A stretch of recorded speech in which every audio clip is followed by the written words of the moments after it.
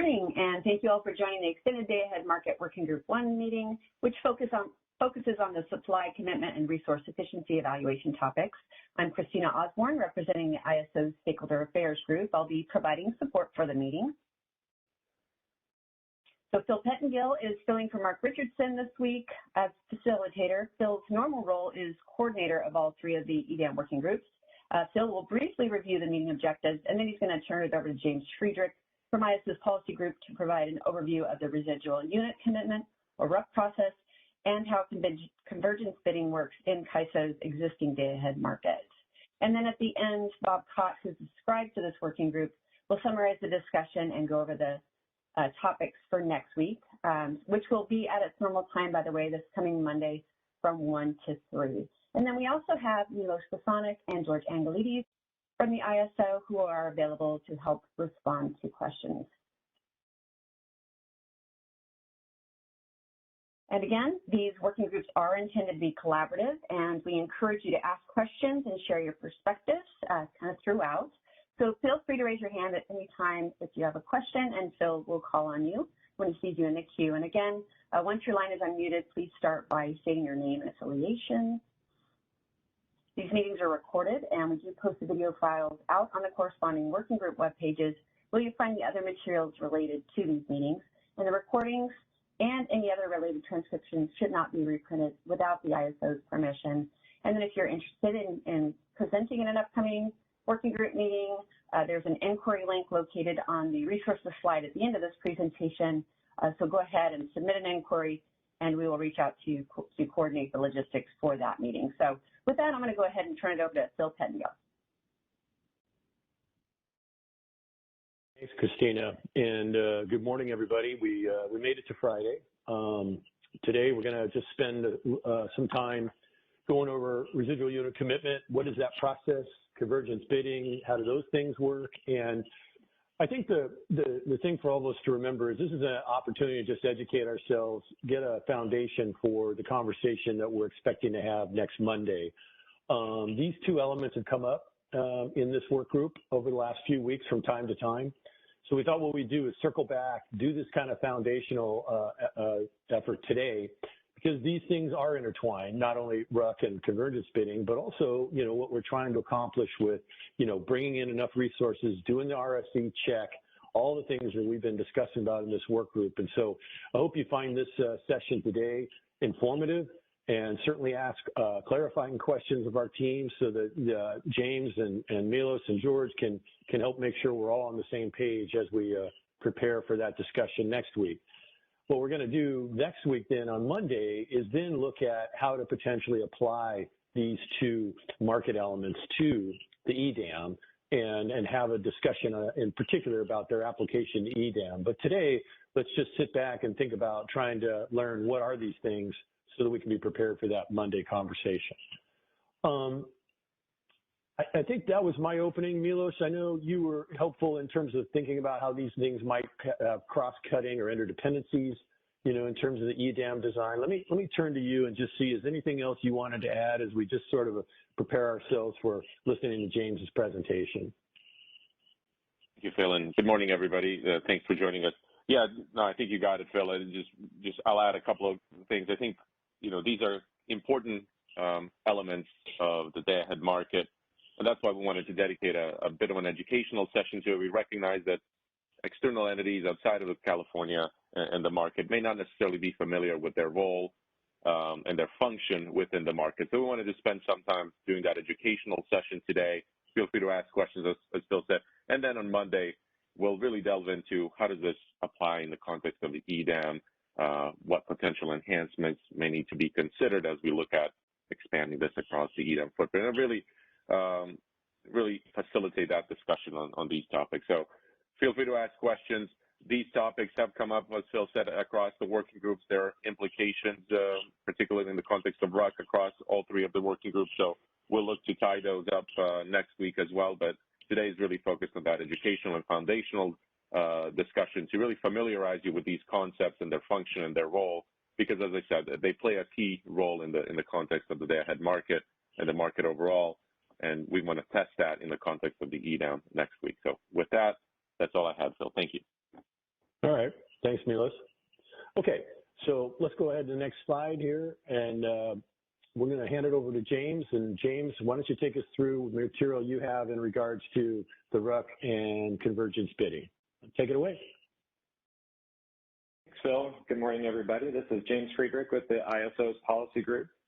Appreciate the chance to get to present today. I was asked to put together some material to help, as Phil and Milos alluded to, help provide sort of a educational session on the RUC process and convergence bidding in preparation for, more EDAM-centered discussions that are upcoming in this working group the following week. So let's go ahead and get started. Go to the next slide.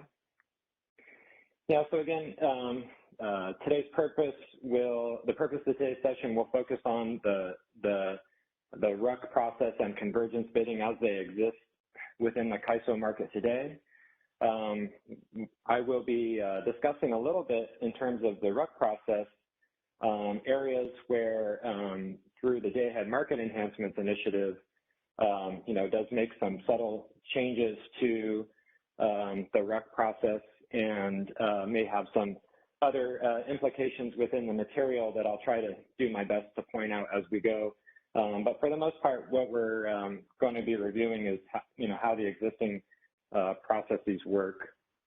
And again, hopefully this material kind of gets us all back on the right thinking about these things and can help stimulate questions that we can have a common understanding of how these things work and generate some good questions for Monday's meeting. Next slide, please. Okay, so let's dive into residual unit commitments. So the CAISO Dayahead market consists of 3 sequential processes. The first is the market power mitigation path that uses unmitigated bids and runs the market using those unmitigated bids. And the purpose is to assess whether transmission paths are competitive using a pivotal supplier test. If there are uncompetitive transmission constraints identified, and the market power mitigation paths will result in mitigated bids that feed into the second process, which is the IFM. The IFM is the Dayahead market's financial market. It uses all the bids from demand and resources across the system and optimizes them utilizing resource and network constraints, and determines the Dayahead energy schedules and ancillary service awards and things like that. The third process that runs is the residual unit commitment process that we'll call RUC. And the purpose of the RUC process is to ensure that there's sufficient capacity committed in the Dayahead market to meet differences between the IFM physical schedules and the CAISO demand forecast. Now, I say IFM physical schedules because one component of today's CAISO integrated forward market is the opportunity for virtual or convergence bidding, which are financial bids, and they're not representative of physical supply or physical load. And so the residual unit commitment process essentially ensures that depending on how the IFM market clears based on bids, that we're going into the real-time market with sufficient physical supply committed to meet our next day's demand forecast for each hour. So there are 3 main drivers of RUC supply or reasons why we would need to procure additional capacity in RUC. The first is that in the IFM, we allow for load and demand bids. The bids don't have to necessarily be representative of a load serving entity's load forecast, and load serving entities or their scheduling coordinators can submit economic bids for their load where only a certain amount of load would clear at a certain price level. And so because of that, the integrated forward market may clear load schedules in a way that's different than what is forecasted on the system for the next day. And so the RUC process would intend to fill that gap. Secondly, variable energy resources, which generally refer to wind and solar resources or resources that are sort of non-dispatchable and whose output sort of is weather dependent, they have the opportunity to participate in the day-ahead market in ways that are not consistent with their forecast either. The integrated forward market gives, all participants the opportunity to take the financial position, the forward financial position that they want to take going into the real-time market. And so to the extent that, a variable energy resource scheduling coordinator were to offer bids for their resources at levels that were or that clear differently from what the ISO forecasts those resources to produce in the real time, then the RUC process has an adjustment to clear that or fill that gap as well. And the last thing, as I already mentioned, we have this concept of convergence or virtual bidding in the ISM based on the way that virtual supply or virtual demand clear the ISM may result in displacement of physical resources in the ISM that in the RUC process, convergence bids are not considered. And so we are filling the gap if there is net virtual supply that clears the ISM, the RUC process will fill that gap with physical resources.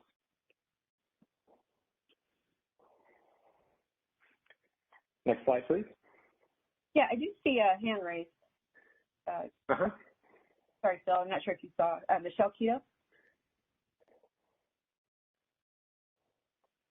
You ready to take questions? Sure. Yeah, sure. Michelle, you're still muted on your end. There you go. Okay, sorry. Just a couple of questions. One of which is, this is RUC is a capacity award, not an energy award. Is that right? Correct. Yep. Is it? Does it have a must offer into the real time? Yeah. So we're jumping ahead a little, but it's good to bring up. So what a RUC award does is it obligates a resource to provide economic energy bids in the real-time market for the quantity of their capacity award in RUC. And is there a bid insertion? And if you cut out a bit, and if they don't bid, is there a bid insertion? Is that what you asked? Yeah. Into RUC or into the real-time market? Into the real-time market. There's bid insertion. I believe any resource that receives a RUC award is subject to bid insertion.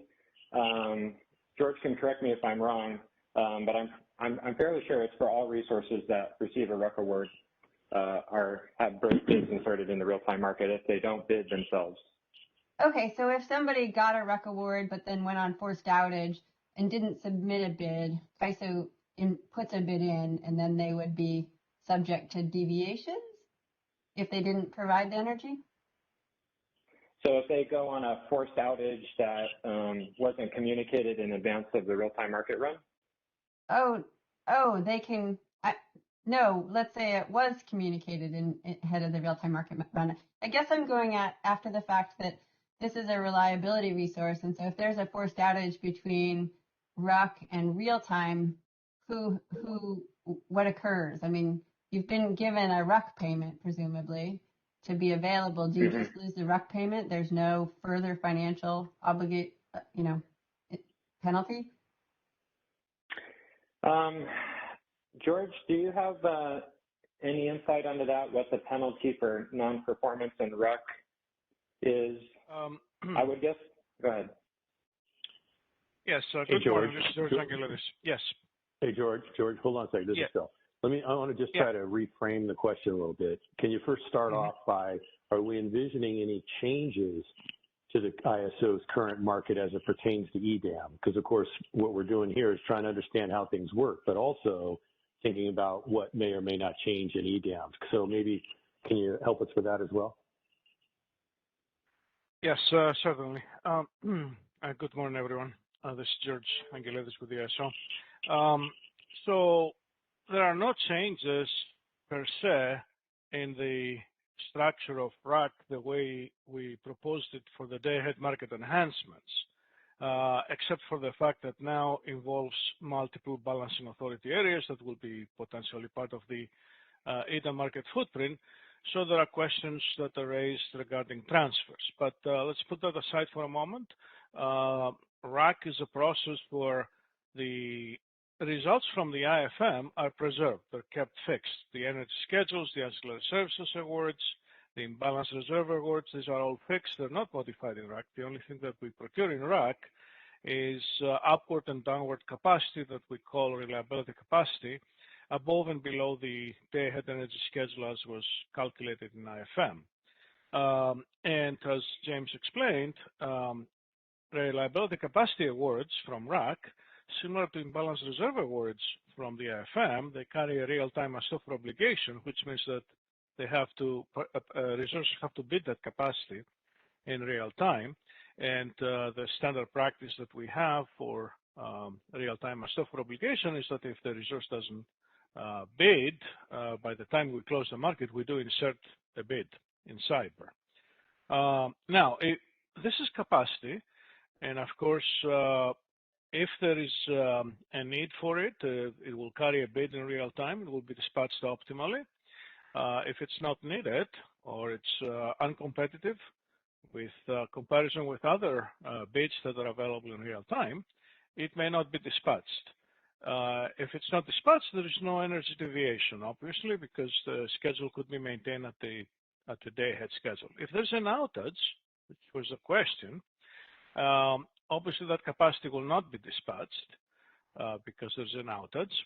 And there's no specific deviation for the reliability capacity because it was not dispatched, but presumably also the remaining of the day-ahead energy schedule will not be available in real time since the resource will not be available to run. So there will be an imbalance deviation for the day-ahead schedule. I assume that this was the question. Ms. Sol, you can correct me if you meant something. So I guess the question is, are you saying it has a must offer obligation into the real time unless it has a forced outage? Or does it have a must offer obligation into the real time regardless of whether it has a forced outage? I think it's really semantics on how we happen to implement this. In cyber, we do not look for an outage. The outages are not read in the system that applies the bidding rules. So if we don't see a bid, we will still insert a bid even if the resource is on outage, but it doesn't matter because if the resource is on outage, that bid will not be used by the market anyway. Wait, so George, so is you it fair? submit a bid, but if it's on forced outage, it won't. So I guess I'm just trying to get at if there is no penalty for a resource that's picked up in RUC that has a forced outage.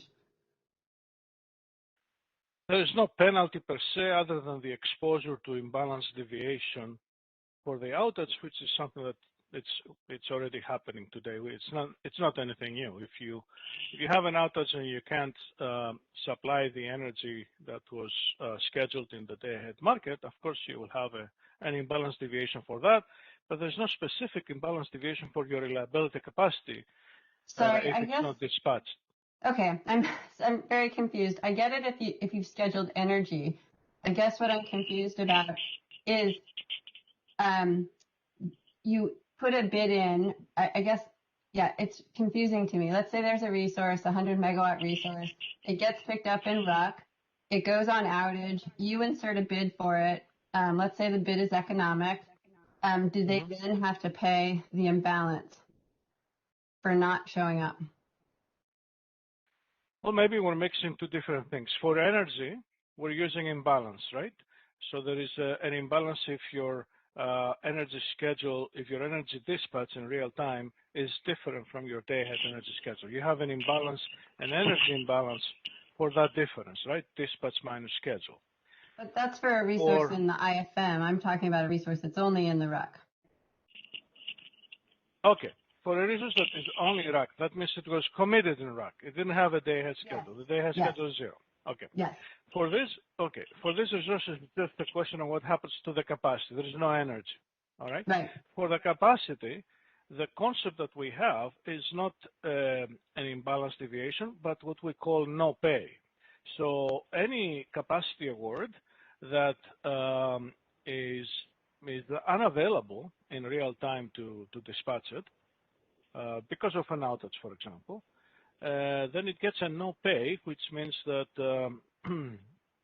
its award is reversed. Now there are specific stipulations for no pay for imbalance reserve and reliability capacity. I don't recall exactly what price we use, if it's the day-ahead price or the real-time price, but there is a no-pay mechanism for that.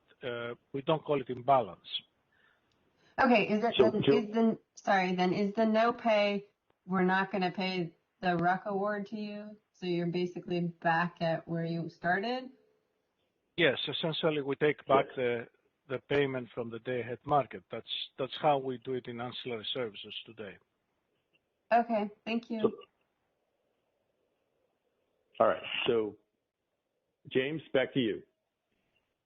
I just, while that conversation was happening, just for additional information, I looked up in our BPM, the charge code 6824 describes the no pay for the RUC settlement. Michelle, if you're interested in reading more, and it does say RUC capacity that's undispatchable due to outage, derate, or ramp rate limitation would be subject to rescinding of their RUC payment. Okay, and I just want to say for context, this was, I raised this because this was part of the discussion at the Market Surveillance Committee about what the financial commitments are for these things. And so I'm just trying to understand what the financial commitment is for RUC awards. And as far as I can tell, there's really not one. So that's all. Thanks. Mm-hmm.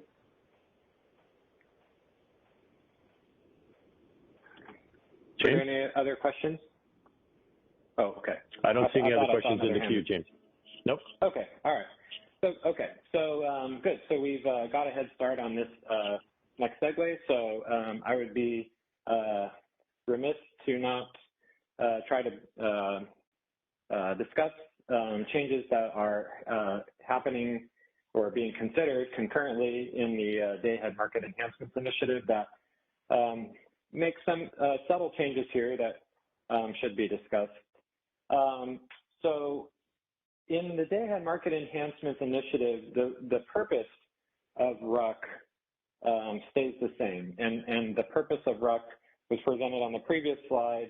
It's driven by differences in forecasts between load and variable energy resources, and also differences in physical supply that happen because of the way that virtual bids clear. So, however, today, the primary issue that the Dayahead Market Enhancements is trying to resolve is that, we have growing, on the CAISO system, we have growing load uncertainty and growing variability in our supply and demand resources that have, in the last several years, caused the imbalances in load between the day-ahead market and the real-time market to grow quite high, to the point where now today CAISO operators are routinely using the RUC process to procure additional capacity to meet this uncertainty between day-ahead and real-time, and we've discussed this at length in the Dayahead Market Enhancements. And so this, from the CAISO's perspective, is not what the RUC was intended for, and therefore in the Dayahead Market Enhancements, there is a proposal to add the imbalance reserve product that has been discussed within these working groups but is essentially a product that would be included in the IFM that procures capacity to meet the uncertainty and should therefore significantly reduce the operator's reliance on RUC to generate or to procure any of this additional capacity. And I just wanted to make the audience aware of some nomenclature changes. So in these slides, for the most part, I'm going to be using the terms RUC supply to refer to the capacity that's procured in RUC, and RUC availability as the name of the bids that are inserted by scheduling, or bids that are provided by scheduling coordinators for their resources to provide RUC supply or RUC capacity. But in the Dayahead market enhancements, we refer to what today we might call RUC supply or RUC capacity. We refer to this as reliability capacity up. So if I accidentally use one name or the other, I hope to get out in advance that today's RUC supply or RUC capacity is tomorrow's reliability capacity up. They're essentially the same thing. And also that unlike today's RUC process, where RUC in our current market only has the ability to procure incremental capacity, in the Dayahead market enhancements, we are proposing a new feature of RUC to procure downward dispatch capability in RUC through a product we call reliability capacity down. So in the Dayahead market enhancements, RUC will have the ability to sort of work in both directions, so that if the physical schedules from the IFM come out to be higher than the load forecast, then we have the ability to procure downward dispatch capability in case there's an oversupply condition in the next day's real-time market. So James, let me just interrupt for a second here. So first of all, I wanted to just ask you, could you give us a real-life example about where we would potentially have too much capacity and we'd need to take advantage of this new feature? Wanted to ask you that. But then also, we do have a question in the queue, Paul Wood. So operator, if you can unmute Paul, and we'll come back to Paul in just a second. So James, maybe an example on why we would have to have this? Yeah, so it's a good question. So for context, in today's CAISO market, we almost always have incremental RUC procured, meaning that the physical schedules that are produced in IFM through bids are almost always, using the renewable adjustments and incorporating virtual bids are almost always lower than the demand forecast. And so, in EDAM, other BAs may be positioned, situated differently, where the bidding behavior that those entities engage in may result in physical schedules that come out higher than their forecast. And again, the bids that entities submit and is in the Dayahead market in IFM is representative of the financial position that they want to take. And if it so happens that they are bidding in such a way that their IFM schedules are over their forecast, then this downward dispatch capability helps us to reduce an oversupply condition. And one other thought before we move on to the question is that next Monday, when we start to think about the concept of reliability capacity transfers, it's even more important to have this ability to produce downward dispatch capability, as the EDAM participants can potentially engage in, economically beneficial transfers of reliability capacity. Okay, good. Thank you. Adam, can we unmute Paul and see what Paul Wood's question is? Paul, can you introduce yourself? Let us know who you're with. Yeah, hi. Hey, thanks. It's Paul Wood with Pacific Core. I'm just trying to get my head around, these concepts. We're not obviously participated in the Dayahead market, the current Dayahead market or RUC. And are you envisioning RUC to be initiated if an EDAM participant failed the RSE? Yeah, that's a good question. So the RUC process we would envision to run regardless. The RUC process would occur in all instances of the market, and the reason is because, and Phil, we can kind of tag team this one if you want, but the resource efficiency evaluation is good as sort of a pre-market check on sufficient capacity and flexibility going into the Dayahead market. But once you enter the IFM, the IFM is really it's a financial market. It clears based on bids from both sides, from the supply side and the demand side, and clears at a level that RUC.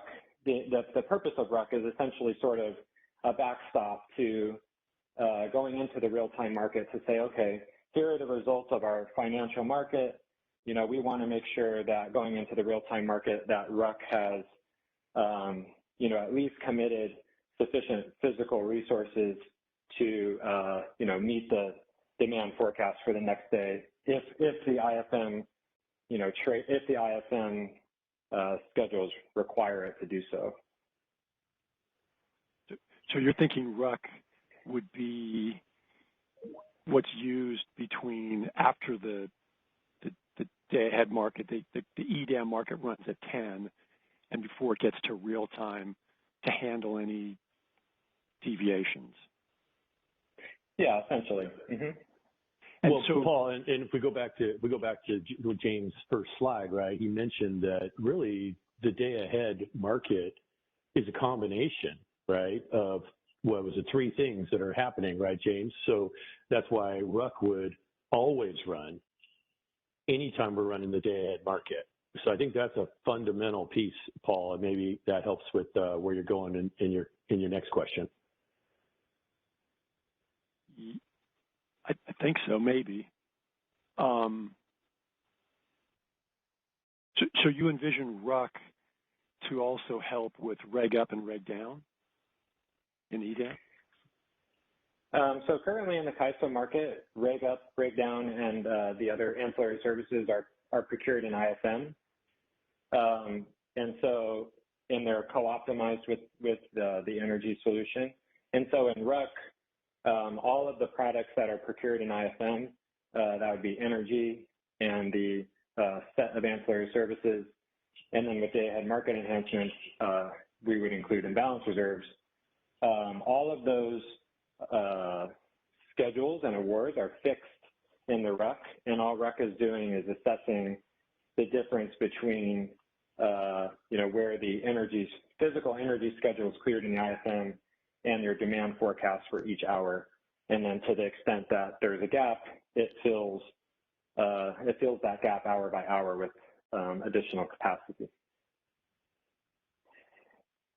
Well, but I guess, James, I got to maybe help Paul here, right? Because if that's the case, what if there was a difference and RUC would then identify a need for reliability capacity up? That would suggest that load cleared at a lower level in the IFM than the RUC load forecast, right? But doesn't that then suggest then that all of those other ancillary services are at least some, maybe small amount, but in some way deficient, and then yet all RUC is doing is just clearing the necessary capacity to serve the load? What about that shortfall in those ancillary services? Yeah, that's an interesting question, and I think what you're getting at is that some of the way that the ancillary service product requirements are determined is partially through load, right? Is that what you're getting at? Yeah, I think that's good. Paul, is that where you were going in trying to understand really how much is RUC looking at in determining the additional capacity needed? Yes, that's part of it, yes. Yeah, maybe George can help me. I know that at least for the contingency reserve, spin and non-spinning reserves in the ISO, that the required procurement through the IFM is determined, I think, in part by load, but I think it might be the load forecast and not the IFM cleared load, because it would have to be an input into IFM in order for. So I think it's based on, but maybe George has more information. I defer to him. Well, let's turn to George. And George, are you following where we're at here with Paul's question? I'm just going to answer the question that was raised here by James, and we can follow up with Paul, understand a little bit better what he's looking after. But essentially, James is correct. The ancillary services requirement is not dynamically determined in the market based on what clears.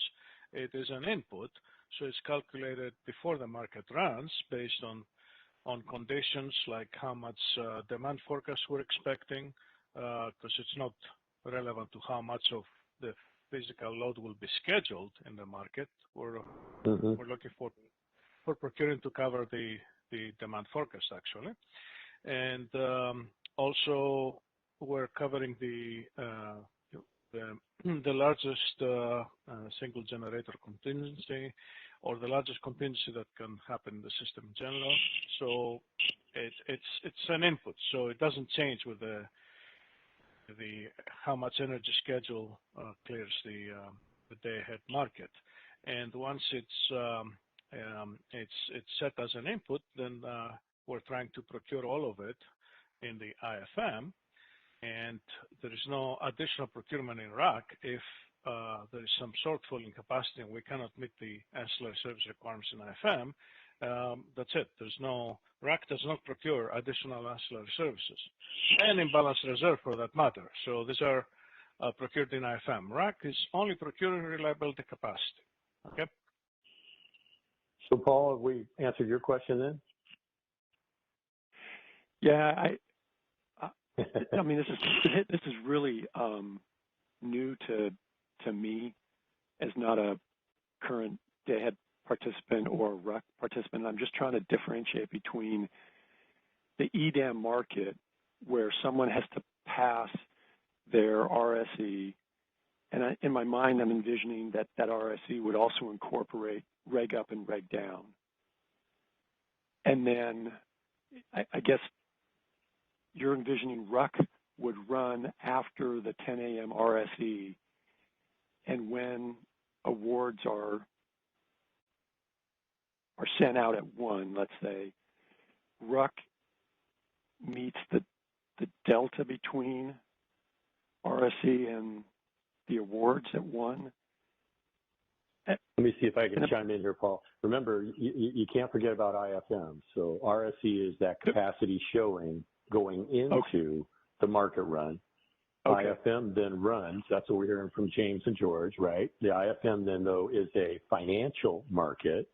Yeah. And what I'm understanding is if that financial market were to identify, let's say, for your balancing area, maybe it's $1,000 megawatts short from what the reliability forecast is, that the ISO is looking at, then RUC would say we need to add 1,000 megawatts. Okay, so RUC bridges the gap between the physical and the financial? I think that's what I'm exactly hearing. Right. That's a great tagline. Okay.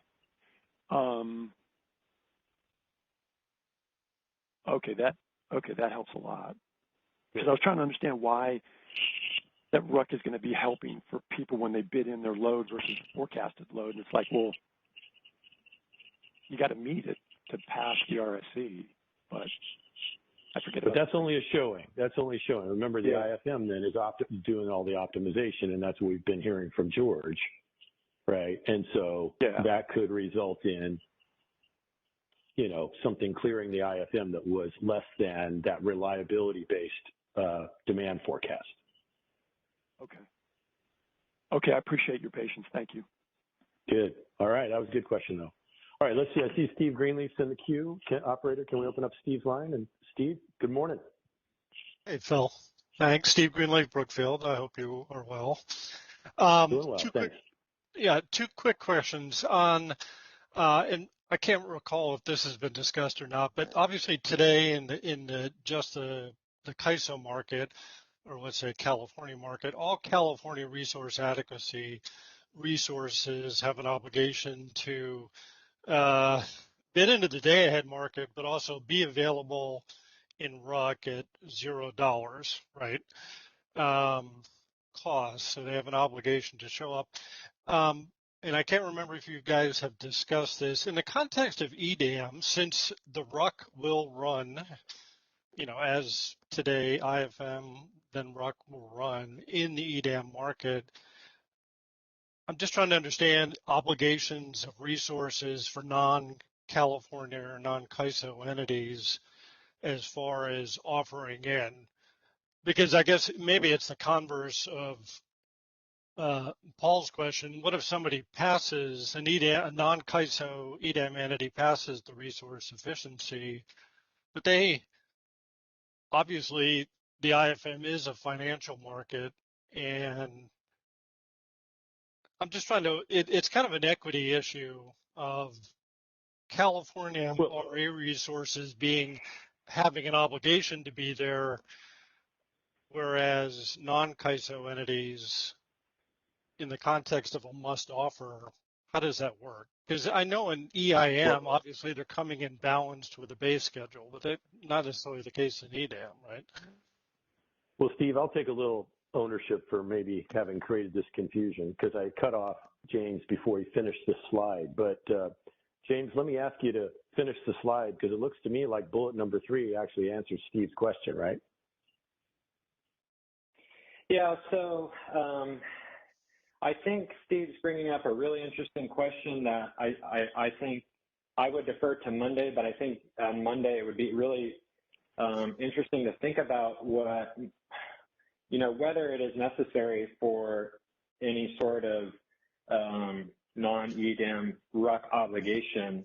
And I think, and Steve's right, California RA resources do have a must offer obligation in the Dayahead market, and they also are required to be available in RUC at $0. And we have to discuss whether, to what extent the bidding for reliability capacity in the non-EDAM BAs, how that works, whether or not, they can, optionally, if there's some sort of similar requirement that's needed where,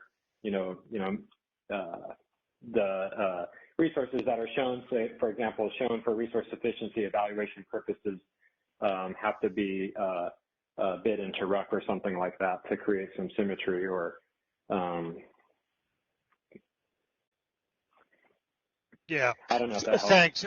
Yeah. Well, yeah, I think it is an outstanding question, and I'll actually give some credit because I think Jeff Nelson from SAE is in part raised this either yesterday or earlier this week. I can't remember. I think at least, but I do think it'll be interesting to see how that plays out. I think it's not obvious to me that you could really get into some tilted dynamics where,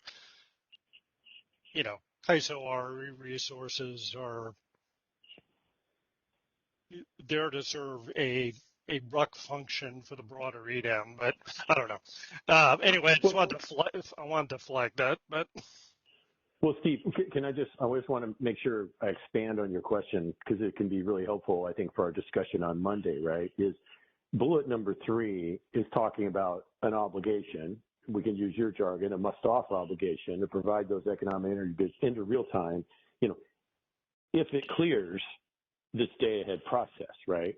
But are you going a step further? Are you going a step further by saying, what if I showed whatever 100% of my resources in RSE and I passed that test, But let's say, just for discussion's sake, are you trying to get to the point where what if only 90% of those resources actually cleared the IFM, RUC, Dayahead process? Is there still any obligation on the remaining 10%? Is that what you're trying to get to? No, I'm not sure I followed that, but I think it's more fundamental. It's that obligation to actually bid into the IFM and RUC in the first instance. I think it should be fairly clear. Any resource committed in RUC, I think, has an obligation following from that to bid into the real-time market, I would think, as it is today in the CAISO market. So I would think the same would apply in EDAM. But what I'm talking about is, in the first instance, offering those quote unquote capacity resources into the IFM and into the RUC for potential commitment. So, well, let me turn to George, because I think there's a quick answer to this question, and I'll say, here's what I think I've heard the ISO team say, and that is the RSE is in fact a set of bids that are being provided. And so doesn't that answer your question? If RSE is in fact bids that we just test and validate that they're sufficient, then those bids naturally roll into the IFM and the RUC. So George, am I hearing that correctly? Is that the way we answer Steve's question? Well, we do use the same bids in the RSE after the latest direction to use an optimization model for the resource efficiency evaluation. We use exactly the same bids in the RSE and in the market afterwards, and the stipulation that RA resources should bid reliability capacity, it's true. We expect them to bid in all commodities for all services that they are certified for. So that is an expectation. So I guess the follow-up question, Steve, is: are you trying to explore that? Is that RSE stack of bids sufficient enough to impart a must-offer obligation? I mean, it sounds like it is, because what George is saying, we're going to use that same stack for the IFM and RUC. Yeah, I mean, that's helpful if that indeed is the case. I didn't quite understand it to be the case. I thought RSE was obviously using bids, but I thought, and maybe there's not an opportunity to actually update those bids between the RSE and the submission in the IFM. I may not have the timing clear in my head. Well, so if that is the case, that RSE is done based on bids which automatically flow into IFM like a must offer, then I guess you're right. That does satisfy the question. But I think, and that entails, obviously, it's going to entail, I would think, OAT changes for all the non-CAISO EDAM entities to make clear that's how the process works. But anyway, that's helpful, but I think it is important probably to clarify that. Well, we can follow up with that on Monday, because that's more appropriate. Now we're talking about how does the EDAM and RUC work, and we can go through maybe some more specifics on that now that you've teed that up. So thanks, Steve. One very quick question, my second question, just on, George, I think you said in earlier calls, you're not thinking EDAM Day 1 does ancillary services, right? So the IFM will continue to co-optimize energy and AS to satisfy the CAISO AS obligations, but it won't do so for the other non-CAISO EDAM entities. Is that correct? That is correct. For the EDAM entities, at least on day 1, as we said, we're not going to co-optimize ancillary services, but we will still observe ancillary services schedules submitted to the market for meeting the BAA requirements. So it's like a self-provision, if you will. So we don't optimize those, but we will still make sure that capacity is reserved from the energy bid if there's any overlap to support them in real time. Okay.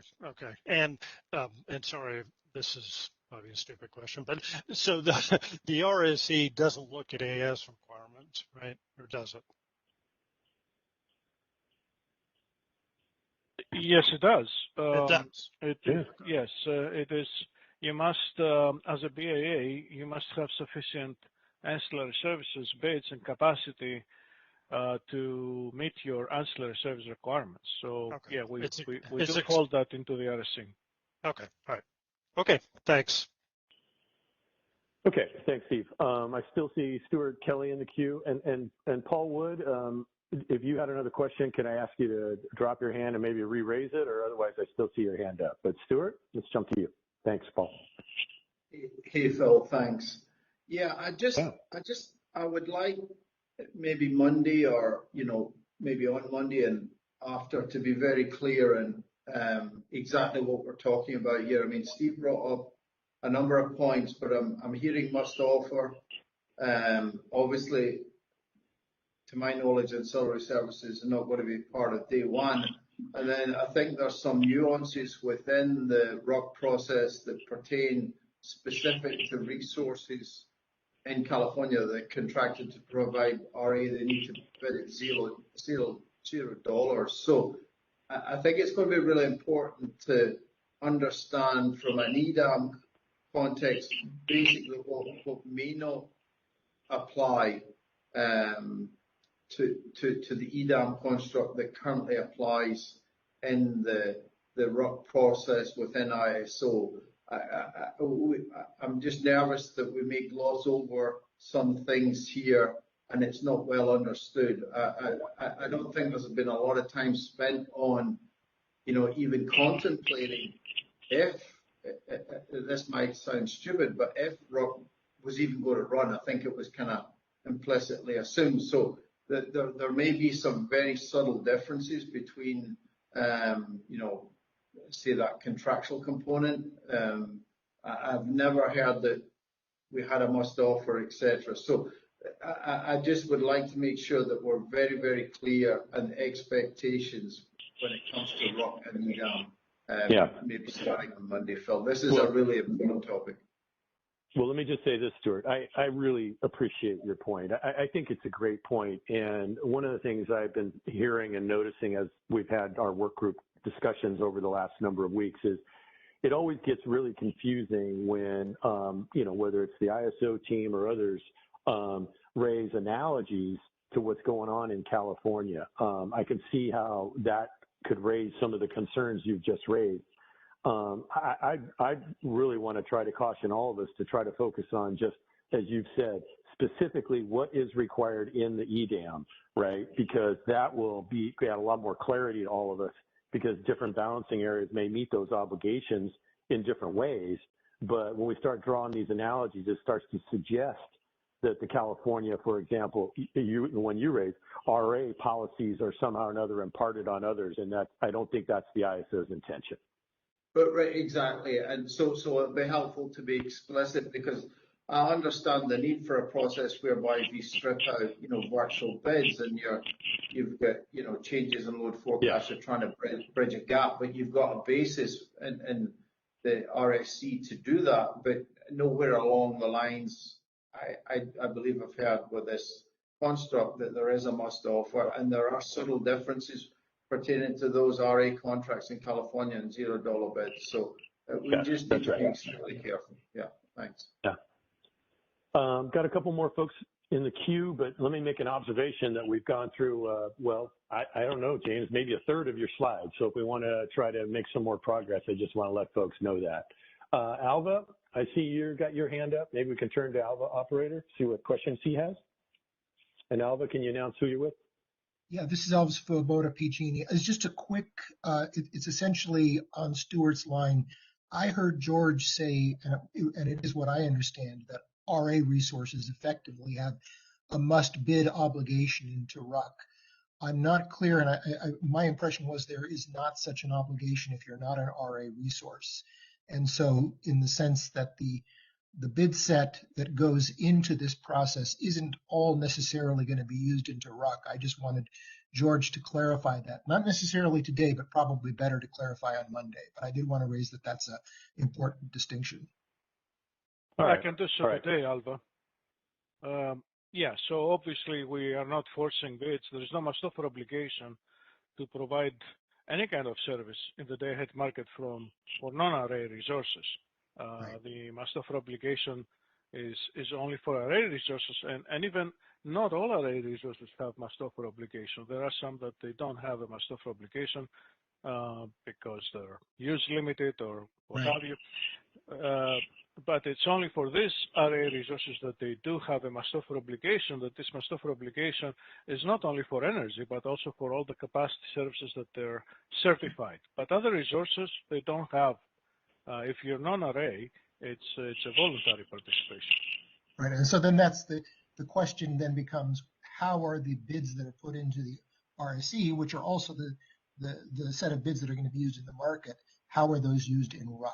And I think that is a question better answered on Monday, but thank you. You're welcome.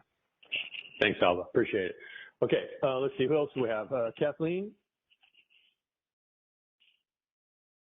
And Kathleen, can you introduce yourself? Yep. This is Cathleen Colbert from Vistra. So I also wanted to respond to Stuart. I think that it was a really good point. And I've been listening to the conversation. I actually wanted to elevate, kind of take a step back. For those of you who know me, my background, I have a decent amount of experience with kind of thinking through the whys for why we have different market functionality. And back when RUC was set up, when I was back at FERC, I did spend some time looking through those orders and kind of thinking through the rationale behind that. And so I wanted to boil this down into like what I think is a really simple way to think about the residual unit commitment process. And it starts with like, what are the challenges that we're trying to address when we set up that new run, and kind of what was the rationale behind it. And to Stuart's point, I want to remove the RA concept for the sake of kind of really highlighting what practical challenge that we have in the day-ahead timeframe that RUC addresses. And I hope this is helpful for the group. So one of the issues that we have in the day-ahead timeframe is that the integrated forward market includes virtual bids, and that the clearing of IFM with virtual supply in it can result in an outcome where the virtual supply displaces physical supply that would have been needed to meet even that bid in demand. A big part of what residual unit commitment is doing is removing the virtual supply and then running RUC to see if additional physical supply is needed to be committed in the day ahead timeframe, that if we waited to run the real-time processes, would not be able to start up, specifically long start units.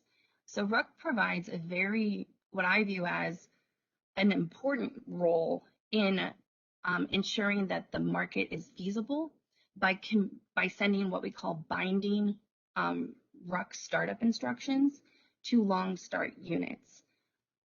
I think how important it is really is a function of what our fleet looks like and what the EDAM area's fleet looks like. And so for any of the external areas that are considering joining EDAM, I would just make a suggestion to kind of take a step back when you're thinking through this. Look at your fleet and see how many long start units you have, that this might be a service that you would need to have the kinds of support. And I'm happy to take any questions or discuss further, but I hope that helps boil it down to some brass tacks. All right. Thank you, Kathleen. James, I'm going to turn it back to you. See if we can maybe finish up with RUC and move on to Convergence Speeding. I know you got a few more slides to take us through, but sounds like we're all primed. Go for it. Good. Yeah. So good discussion. So I'll be able to, a lot of things have already come up that are on some of these slides. To the extent they do, I'll try to breeze over it. But this slide is just a very simple representation of what's sort of the RUC clearing, or I guess this would be the IFM clearing process, where we have a stack of supply bids represented by the green line in order from least cost to highest cost, and a stack of demand bids from the blue line going downward from left to right that are organized from highest demand bid to lowest demand bid, and the IFM essentially optimizes the sort of the welfare generated by this solution and comes up with this equilibrium point in the middle, represented by that orange arrow. And where this IFM point clears can be different from this vertical dashed light blue line, which is the ISO forecast of actual demand. That represents sort of the way that supply and demand bids clear relative to the forecast. And then the difference between where the supply and demand lines cross and the orange vertical line can represent, as Kathleen's alluded to, clear virtual supply that the ISM found to be more competitive, with more competitive bids than the physical supply. And so the REC would come in and fill the gap between the orange line and the blue line with physical capacity. That comes with a must-offer obligation in real time. Next slide. So here's another simplified way of looking at sort of how the clearing prices work for REC. So you can imagine this green line is representative of REC availability bids, which actually we haven't really discussed yet. That REC is not utilizing energy bids. REC is utilizing a separate set of bids. Today we call them REC availability bids. Under Dayahead market enhancements, we call them reliability capacity bids. But it's using a separate set of bids from the energy bids, and it's essentially trying to find what is the what it will determine which units to commit and which schedules to award based on cost. And in this case, you can see, a simplified version of how this works is all those REC availability bids are organized from cheapest to most expensive, and then where the REC requirement intersects with those REC bids, that determines the clearing price. In this case, we've achieved a REC clearing price of somewhere just below $2. Next slide. So some sort of technical background on REC that we can kind of breeze through, but REC is using the same SCUC optimization and full network model as the ISM. So it's using the same set of transmission assumptions as the ISM, except that REC is using REC availability bids instead of energy bids, as I mentioned. As we've talked about already, the ISM schedules are fixed in REC, and so REC is only procuring additional REC supply. There's no other product that is procured in REC. REC determines incremental unit commitments and schedules using REC availability bids, as I've mentioned. So it can either issue a startup instruction to long start or extra long start resources that take a long time to start up, or it can issue advisory startup instructions for shorter start units. It could also award additional capacity on resources that are already committed through the ISM and have some upward room to work with. And so I have another diagram to look at this later in the presentation. REC does not decommit units. So in the case where we are in sort of today, when we're in an oversupply situation, REC doesn't decommit units automatically, but how it works is that the REC results in, if there is an oversupply situation, the operators can look at the REC results and make a decision about whether they want to manually decommit units or not. I'll skip that last bullet and let's move to the next slide. Okay, so REC availability bids, this won't, for the most part, this won't be any different than how a scheduling coordinator would submit reliability capacity bids. It's a single dollar and megawatt pair, so there's no, like energy bids have up to 10 segments that can be submitted. For REC and reliability capacity, it's just a single pair, single segment. For RA resources today, REC availability bids are automatically generated by the CAISO at a $0 price for the portion of their RA capacity that is unscheduled in the ISM. So that today is done automatically. In the Dayahead market enhancements, and it's kind of a question, kind of getting at a question that Steve Greenleaf was getting at earlier that I think would be right for further discussion on Monday. But in Dayahead market enhancements, we are proposing that the CAISO would no longer enforce a $0 bidding rule for RA resources in RUC. And generally speaking, the idea is that, in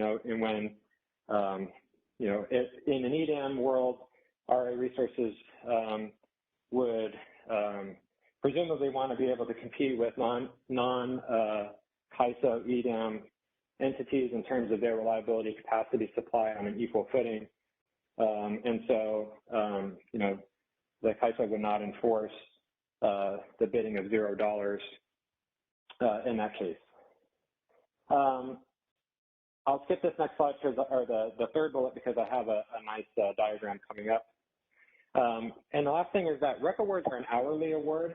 And so a RUC award is, so each hour RUC is coming up with a set of awards. And if a resource receives a RUC award, it is an hourly commitment or an hourly capacity. And the award itself is limited to the 60-minute ramp capability of the resource, because obviously we wouldn't want to give a capacity award to a resource that in excess of how it can move in the real-time market. Let's go to the next slide. So this is kind of a basic diagram of how RUC determines, if there is RUC supply, RUC sort of, if a resource is available to provide RUC or not. So that from top to bottom, this resource has some sort of Pmax, and that's the sort of the maximum capacity of the resource. And then it submits bids that the maximum of which is represented by their upper economic limit. So the term upper economic limit refers to the quantity or how available the resource makes itself in the IFM based on its bids. And so resources are not obligated to bid their full capacity into the Dayahead market if they don't want to. They certainly can. But in this case, the diagram is showing an upper economic limit that's lower than the resource's Pmax, which means that the way this resource has bid into the IFM, it's representing its availability as somewhat limited below its Pmax. So the next line is the, not next slide, next line. Sorry about that. So the next line is the Dayahead schedule from IFM. So this is sort of where the energy clears. This is sort of where, or representative of the energy schedule that they receive from IFM. And the box in between the Dayahead schedule and the upper economic limit represents the amount that can be used in RUC for RUC supply. Now, in this case, this resource has received an upward ancillary service award represented by that green box. So to the extent that a resource from IFM receives ancillary service awards, or in the case of DAME, imbalance reserve awards above their energy schedule, then that will also limit the amount of RUC supply that the RUC optimization can award a resource. Next slide. Okay, so this is just a quick summary of RUC payments and cost allocation. So today, non-RA resources that receive RUC awards are paid the location on marginal price for RUC capacity, as I showed in that slide a few slides back, where we looked at where the marginal clearing price for RUC supply intersects with the RUC requirement. And under Dayahead market in RA resources today, California RA resources today not only do they have a $0 bidding requirement that's enforced, but they also, to the extent that the RUC clearing price is non-zero, which happens on occasion, to the extent that there is, either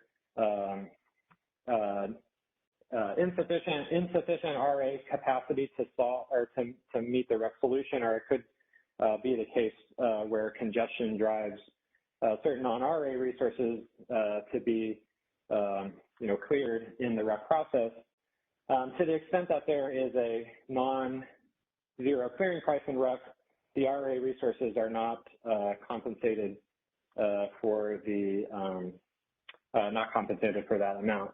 Now, under Dayahead market enhancements, the proposal again is that the CAISO would no longer enforce the $0 RUC bidding requirement, and we would propose that all resources, RA or non-RA, would be eligible to receive reliability capacity payments from the reliability capacity clearing price.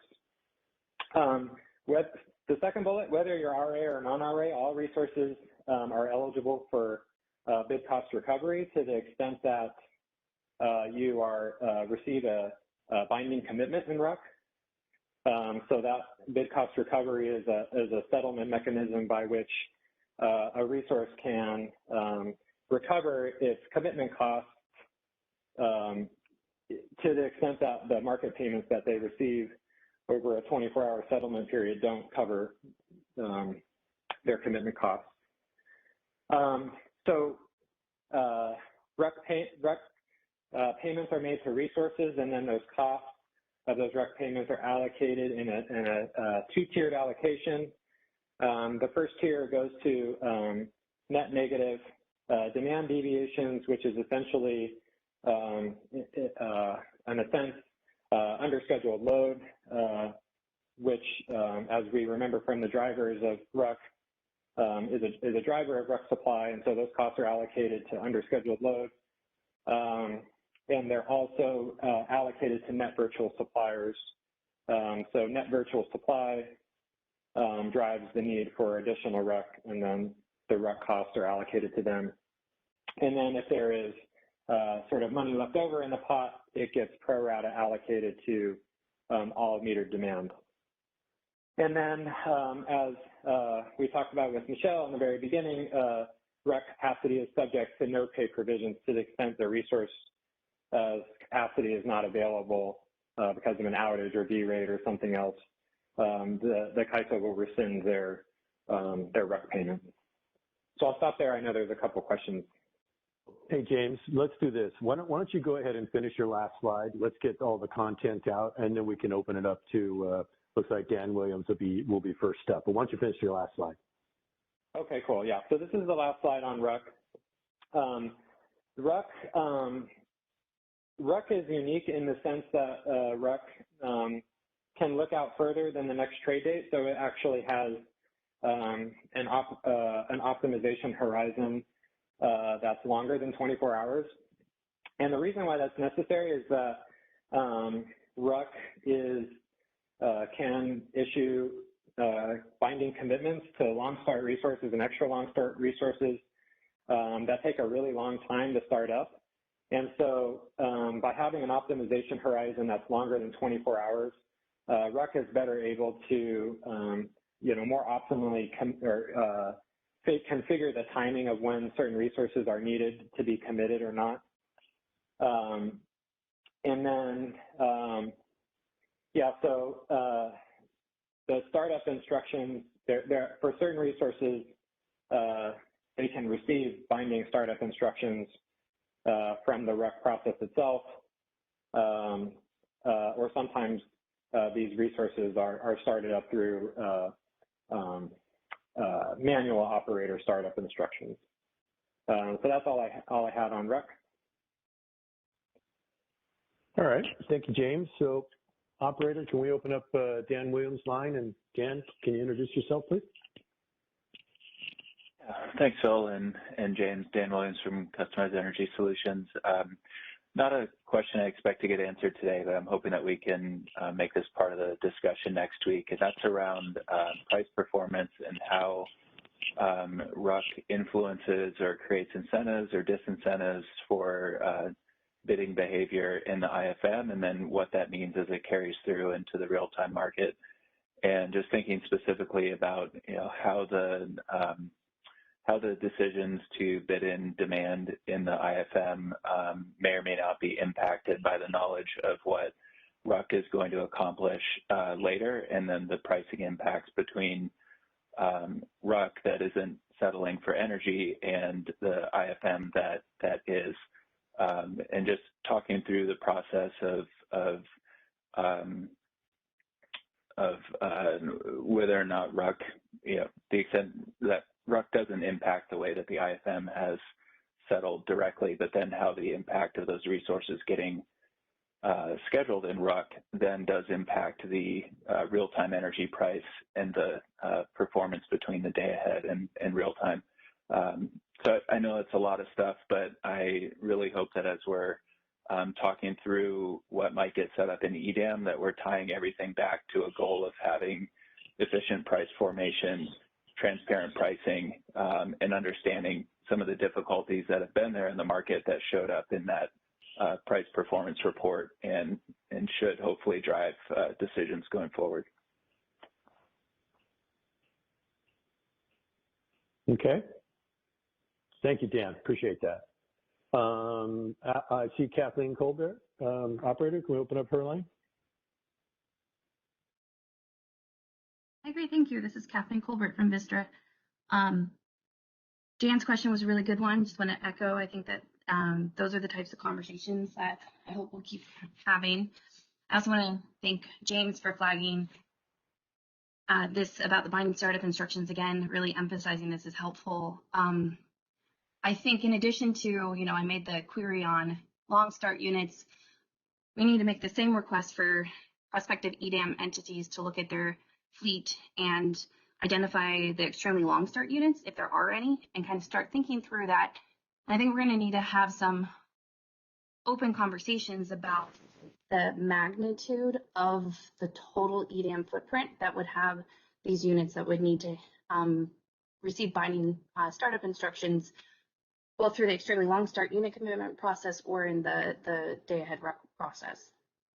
One other question I have for the CAISO team to take back and work with folks on, and in addition to the kind of question that Dan just asked is, so when I look at this process and I think about the voluntary nature of the EDAM and the EIM, I think that there is an implementation of, if RUC were to be used by EDAM entities, that the only incentives for submitting RUC availability bids would be for these types of units.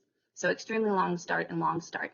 Whereas the opportunity cost of receiving the must offer, kind of moving you farther away from voluntary participation in EIM, seems probably too high, at least in my initial thinking, for entities to really have an incentive to submit those RUC availability bids for medium or short and fast start units. But with that said, what I'm thinking through is, okay, so live in that world, we have RA, so we have RUC capacity that's included from inside California that's under RA contract that wasn't committed. We have anything cleared from IFM in RUC, RUC availability bids that are submitted on top of that. In the EDAM areas, assume that only the long starts or extremely long, in the day-ahead process, long starts have RUC availability bids. How does RUC solve then? If we are solving all of the areas forecasted needs without, we remove virtual supply, we have the combination of RUC capacity and RUC availability bids, but assume that the other areas don't have an incentive to submit those except for long starts. I just have some questions about what pricing looks like. Is it infeasible? So those are some of my questions to ask the CAISO to think about and bring it back.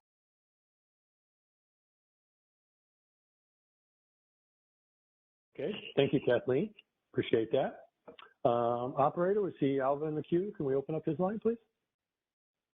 Hi, this is Alba Operator PG&E. I think Kathleen basically described the issue. I wanted to just cast it in another way, which is CAISO has to essentially ask the EDAM market participants what the meaning of their bids, which are used to satisfy the RSE, is for the satisfaction of the RUC process. Are these representing essentially a level of capacity that you plan to have available to meet your loads? If you're short, are you going to be responsible for deciding which resources get effectively RUC'd for real time, or do you expect the CAISO market process to do that? And the dilemma I have with that, I hope that's not really the model, because the dilemma I would have with that is that then you have to ask that question separately of each EDAM participant, and they could answer it differently. So just something to think about in that respect. Thank you. Okay, Alba, thank you. Good thought. Operator, I see Anu in the queue here. Anu, want to introduce yourself, please? Sure, thank you, Phil. This is Anu from Los Angeles Department of Water and Power. Can you hear me okay, Phil? Yep, yeah, you're good. Okay, great. So firstly, I want to thank James for presenting this, not being part of CAISO RUC process right now. This is definitely helpful, and great questions have been raised. I am sort of stuck in regards to the timeline of when currently RUC is run, and how do we envision that changing if we envision it changing? Because my understanding is RUC right now, and I'll qualify this question by saying that I don't think there is a RSE showing or screening as of now. So RUC indeed helps with any deficiencies that may exist after the day-ahead market is run. Now, are we thinking RUC is going to have a similar role after EDAM optimization is run, or are we thinking that RSC is going to be, the RUC is going to be run before EDAM to help cure any deficiencies that come from RSC, but can be resolved before the EDAM optimization? I'm sort of stuck in where, in timeline-wise, where do we see this process coming along? James, you want to recap where you started? I think we're back to slide number 1 again. No, I can take a first stab and then maybe see if George has anything to add. But I don't think we envision any changes to the RUC timeline. I think we would, sort of the sequence of events, so to speak, would be we'd have the Dayahead resource sufficiency evaluation that runs before the market, and then we would proceed with the market processes in the order that I had put them: the market power mitigation, and the IFM, and the RUC process that all run sequentially. And I don't think that we intend RUC to be a mechanism to helping entities participating in the EDAM that are insufficient, that have insufficient capacity or flexibility needs, or whatever deficiencies are identified through the RSC. RUC would not be the mechanism to help cure those deficiencies. I think that would be something separate. RUC is purely to be seen as sort of the backstop, the last way for physical commitments to happen before we move into the real-time market. Okay, that's helpful. And a couple more questions. The fact that we're not going to be optimizing ancillary services in EDAM, what sort of, and I have to think more about this too, but what sort of impact that might have on RSCs and the RUC process itself? And also, I'll think about that. That's not necessarily a question, but what timeline are we thinking about RUC? So RUC right now, what time does it run? And how do we envision that? Like, if I was to put a timeline together, what hours in the day-ahead time frame am I looking at? Good question, and I'll take a first attempt, and I'll let George correct me. But so the day-ahead market closes at 10 a.m. and the suite of day-ahead market processes run at that time, and I think that RUC schedules and RUC awards are sort of posted publicly concurrently with all of the other day-ahead market, like the IFM awards and everything else. Is that right, George? It's all all the outputs are communicated at the same time between IFM and RUC? Yes, all the results from the day-ahead market processes that take place between 10 and 1, that's the projected timeline, are published together after RUC completes. Now, of course, in the day-ahead market, we haven't had the resource sufficiency evaluation before. This is a new element. So there may be a question whether we need to publish the results of the final resource sufficiency evaluation before we run the market, but there won't be any time to react to it. So it's information for information purposes. So from that perspective, it doesn't really make any difference whether you publish all the information at 1 p.m. along with the IFM and RAC results. So I'm going with the assumption that everything's going to be published after RAC completes.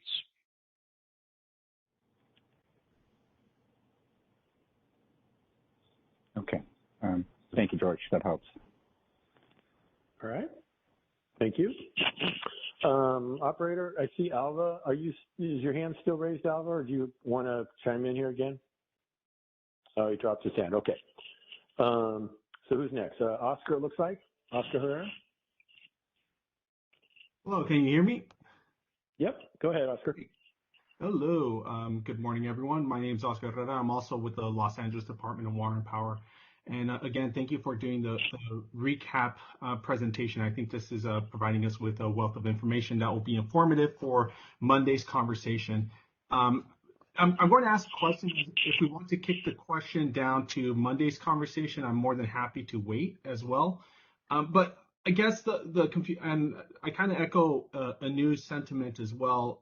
What I'm trying to figure out as well is, you know, the reason we're talking about an RSE evaluation is really to prevent or discourage leaning against other entities when participating fully in the EDAM. If the CAISO is not fully aware of how its resource stack is going to play out until the IFM clears and until the residual unit commitment fully meets the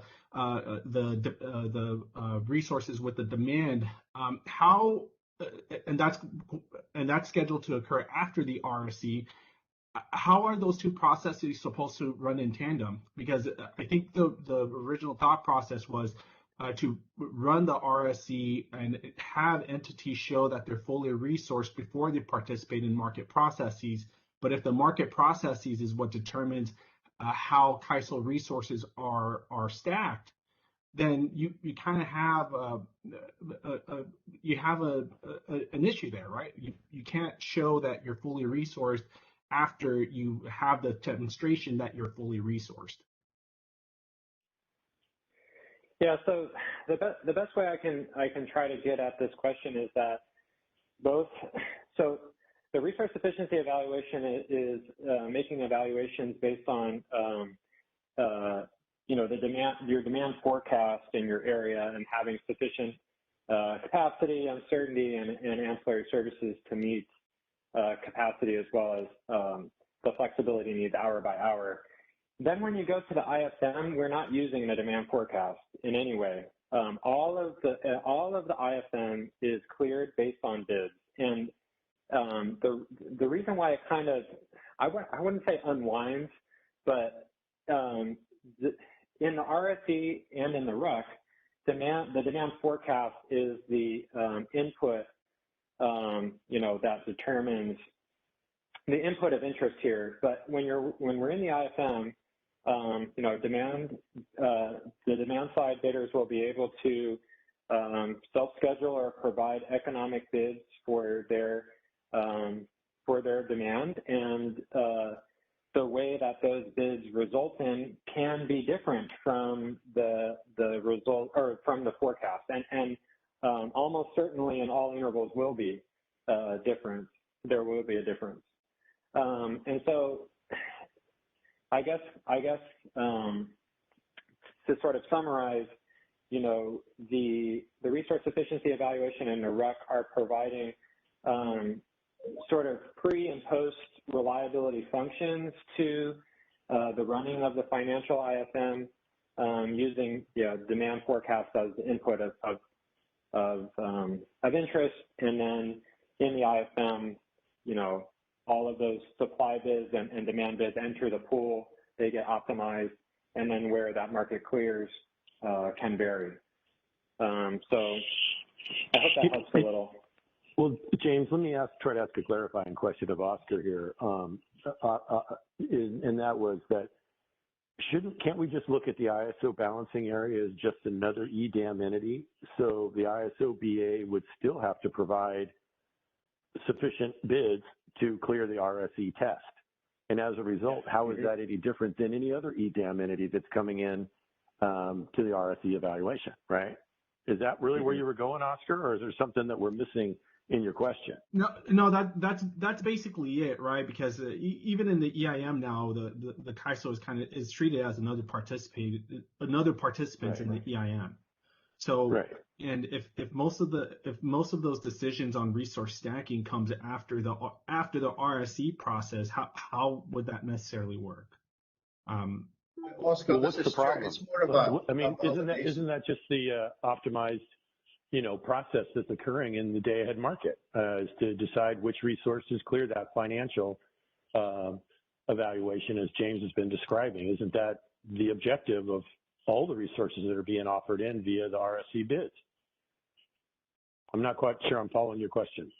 Okay, but maybe I think, Oscar, sorry to interrupt, but I think it's more of, you know, we you know, in our current sort of construct, we're thinking, you know, when LA puts together the RSE, it's really not so much from a financial aspect, it's kind of mixed financial, physical. So when you actually get to running that rock, I don't expect, you know, necessarily that they're going to have deficiencies, but we need to consider virtual bids in here and changes in load forecast. I think if you were to strip out virtual bids, I mean, I would expect the rock not to have too much of an impact. But when we think about it, you know, that we should think about it from a financial impact, from a financial standpoint, and there will be virtual bids in there that need to get stripped out and just test that there's enough physical supply. I think the point you're making is if you're coming in sufficient, you're not expecting when you run the rock to be deficient, but for changes in load forecasting may cause that, and more particularly virtual bids. Right. Okay, all right, fair enough. I want to try to keep moving along. I see Steve Kearns in the queue. Steve, can you introduce yourself? Steve Kearns, Public Generating Pool. Good morning, everybody. I'll echo Oscar's point about thanking you for this presentation. Every time I go through this, it sticks in just a little bit more. So I think a few more times I might finally have my arms around this. But the point I want to make goes back to slide 14, if you wouldn't mind going back real quick. This is just a comment on the point that Kathleen made a few minutes ago about whether or not non-CAISO participants have an incentive to offer up a RUC availability bid. And it just seems to me, as long as there is a blue box there for any type of resource that has additional flexibility and capacity and energy that is available for RUC, there is an incentive to get an additional capacity payment on top of what was already awarded financially in the IFM. So I just wanted to make that point. Great. Okay. Thanks, Steve. I do expect that you know, when the ISO team starts to talk about this in more detail on Monday, we'll get into a little bit about what those incentives are. So I appreciate you highlighting that because from what I'm understanding, the team has thought about this and they'll be able to describe a little bit more about how that happens. So thanks for teeing that up. Sure. Steve Greenleaf, I see you in the queue. Operator, can we open up Steve's line? Thanks, Phil. Steve Greenleaf, Brookfield Renewable. Well, quick question, and apologies once again. Monday's discussion is slated to be what? Just so I'm up to speed. Yeah. Monday, our intention was to then transition from where we are here, which is more purely just sort of informative, background, educational, right, Steve? Monday, the idea is the ISO team is going to come in and describe how we see these things working and, you know, make the argument for why RUC and convergence fitting really should be applied to the EDAM design. So it'll be more an application kind of conversation rather than this background. Now, obviously, we haven't even touched on convergence bidding today. So I would like to try to give James a chance to spend a few minutes teeing up that topic, because it makes sense that we might need to sort of blend the convergence bidding conversation into the application discussion on Monday. You know, and if we don't finish on Monday, we can certainly push some of that conversation on to Wednesday as well. But the game plan was Monday to actually start the application to EDAM. Okay, and so, and you can defer this to then if you want to, but Dan's question or comment raised a question for me. Just today, once again in the CAISO world, and I understand this is very CAISO specific, CAISO operators make adjustments in RUC to the load forecast, you know, to address, you know, what I think you guys refer to as the RUC net short. But what I understand is essentially uncertainty. So one question is, I think in the context of Dayahead market enhancements, the CAISO largely sees imbalance reserve product as addressing that uncertainty requirement and therefore reducing the need for CAISO RUC operator adjustments. But a question, you know, number one, I guess, confirm there's a presumption on the CAISO side that DAME is going to lead into EDAM. That's the presumption. But if that's not the case, or if something happens and DAME is not implemented, I'm just trying to figure out how that whole operator adjustment RUC net short process would work in the context of an EDAM versus just CAISO. And once again, we can defer it to Monday if you want. But yeah. Well, let me just ask the threshold question of James. James, because you've touched on the Dayahead market enhancements, the DAME discussion. Is it fair to go where Steve Greenleaf was? Can we assume that what you're designing in DAME is intended to be applied in EDAM? Is that a threshold question we can say yes to? Yeah, absolutely. So I can answer 50% of his question and defer 50%. And the 50% I'll answer is yes, that in the Dayahead market enhancements through the introduction of imbalance reserves, our expectation is that the RUC adjustments that occur today would be significantly reduced.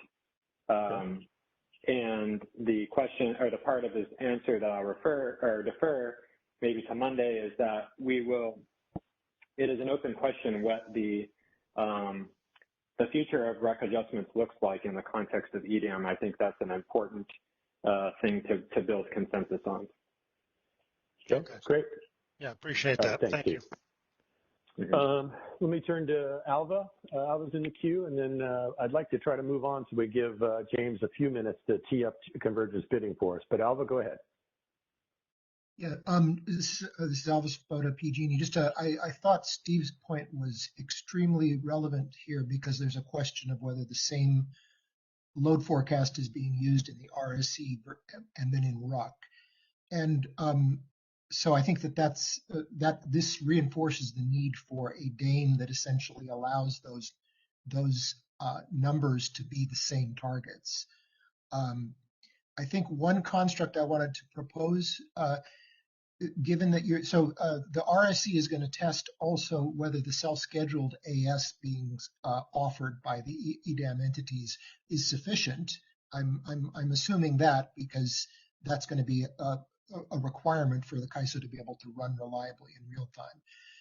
Potentially, you could look at the residual need in RUC as not a resource by resource need for other EDAM entities, but as a requirement that they be held to in the real-time market, so that essentially they've attested through the RSE process that they have enough generation to meet their own needs.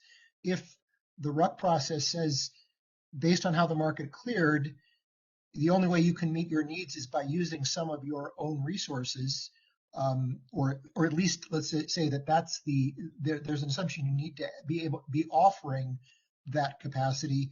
You get to choose how you do it, but you are held to the need to do that. So there's not a must offer by resource unless you've stated that that's available. But if you've said you don't want the ISO to impose a must offer, then you have to decide how to allocate that need among your resources based on your attestation in the RSE process.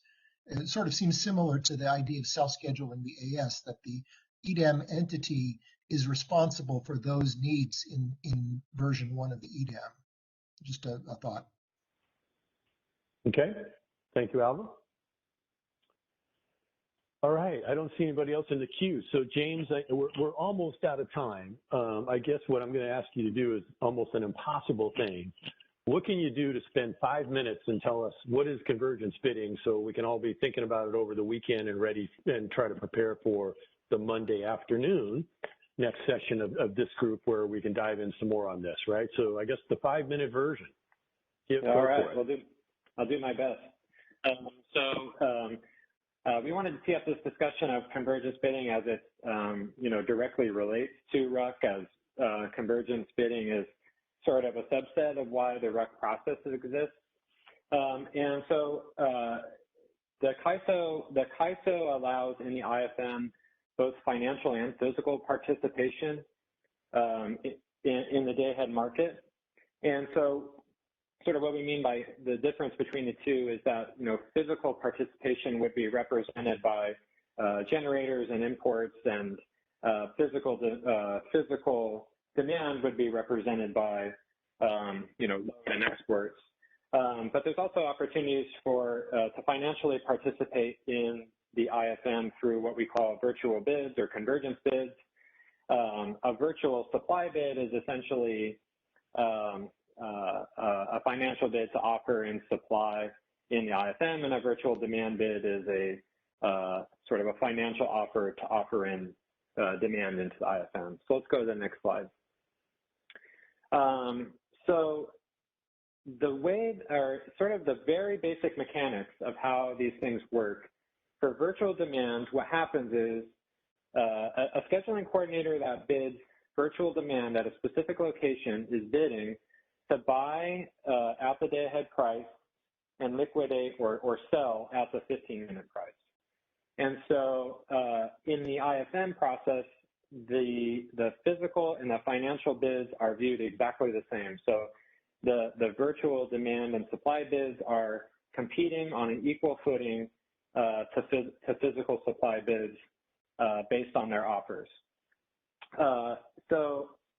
Virtual demand is profitable to the extent that a scheduling coordinator buys at a day-ahead market price that is lower than the subsequent real-time market prices at that same location.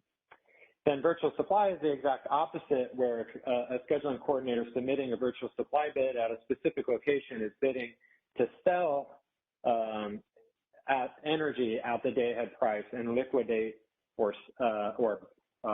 in this case, buy back at the 15-minute price. And so a virtual supply bid becomes profitable to the extent that they are selling at a day-ahead price that's higher than the resulting subsequent real-time prices that they liquidate at. Next slide, please. So how convergence bids affect the physical market? So convergence bids fundamentally they're not backed by physical assets. They come with no obligation to consume or deliver physical energy. They're purely a financial way to participate in the market. For scheduling coordinators, that submit both physical and virtual bids, which is possible to do. You know, any scheduling coordinator that is goes through a certification process can become a convergence bidding entity in the CAISO market. To the extent that they're submitting both physical and virtual bids, there's no direct link between the two. Convergence bids can set the market price, market clearing price. The reason why convergence bidding has been important to the REC discussion is that, you know, based on the way that convergence bids clear in the IFM can affect the way that, can affect the amount of supply that's procured in RUC. And so if we think back to that slide where I showed sort of the supply and demand bids in the IFM, and we had that equilibrium point in the middle where the market cleared. But then from that position, we moved to the left-hand side of the graph where that represented sort of where the actual physical, the amount of physical supply that cleared. You know, all of that difference between that point and the equilibrium point is representative of how much virtual supply had cleared the market based on their bids. So that will affect the amount of REC procurement depending on how the, you know, what quantity on a net basis virtual supply or demand clears in the market. Convergence bids also affect congestion in the same way that physical bids do. So really in the IFM process, they are viewed in the same manner as physical bids. Next slide, please. You know what, James? You know what I'm going to suggest? Let me interrupt you for a second.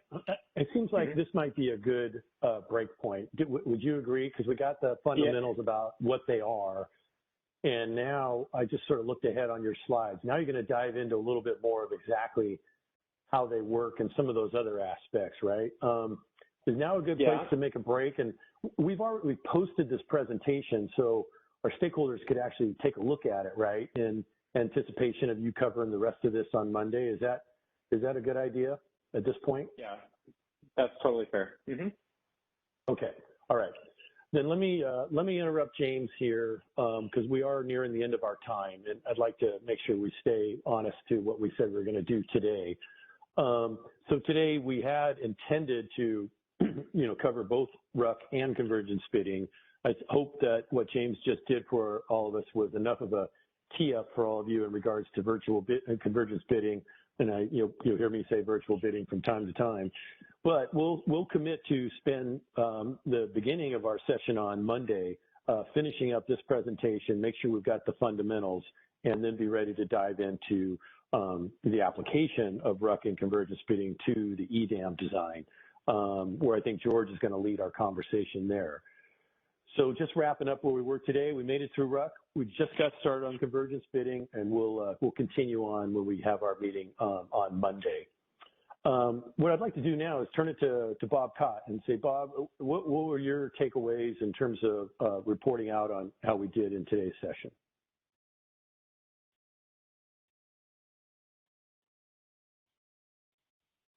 You might be muted. I'm in trouble with my... You're good. We can hear you. Can you hear me now? Okay. Yeah. Yeah, I had trouble with the headset, so I had to switch. Okay. Yeah, thanks, Phil. I think we had a good discussion today and presentation by James of the residual unit commitment process, covering a lot of details. I did hear there were a lot of comments, questions, discussion, some of the highlights of those that we may need to think more about. Consequences for RUC capacity that does not show up was a question, and I think we had a response that there's a no pay for that. Then we had questions about real-time bidding obligation for RUC awards, and we answered that those we do have bid insertion where there's RUC rewards. And then there's questions about bidding obligation into RUC. I think we might dive into that more on Monday when we have the discussion about how RUC applies to EDAM. And then there was some discussion about AS procurement in RUC. I think we confirmed that RUC does not have or include AS procurement. RUC only procures up and down capacity. And then there's questions about RUC need in spite of the RSE. So I think we answered those questions that, the RUC is really covering that difference between the financial and physical aspects of the market. And then James started getting into convergence bidding. To understand, we'll continue that presentation on Monday, along with the discussion of how convergence bidding applies to EDAM. And with that, I'll toss it back to you, Phil. Thank you. Okay, thank you, Bob. Appreciate it. And so now we're running a few minutes early, but again, let me just remind folks that thank you for a really good discussion today.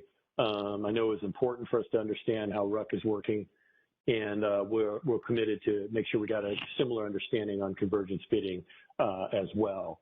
So let me give you about 5 minutes back of this session, and enjoy the weekend, and we'll see you Monday afternoon. Thank you very much. Christina, back to you. Thanks, everyone. Yeah, just as a reminder, we have some resources linked on this slide at the end of the presentation to help you engage in the EDAM process. So thanks all. We are going to resume our regular cadence of the meetings on Mondays and Wednesdays starting next Monday at 1. So thanks again and enjoy your weekend, everyone. Ladies and gentlemen, this concludes our webinar. Thank you for using Event Services, and you may now disconnect.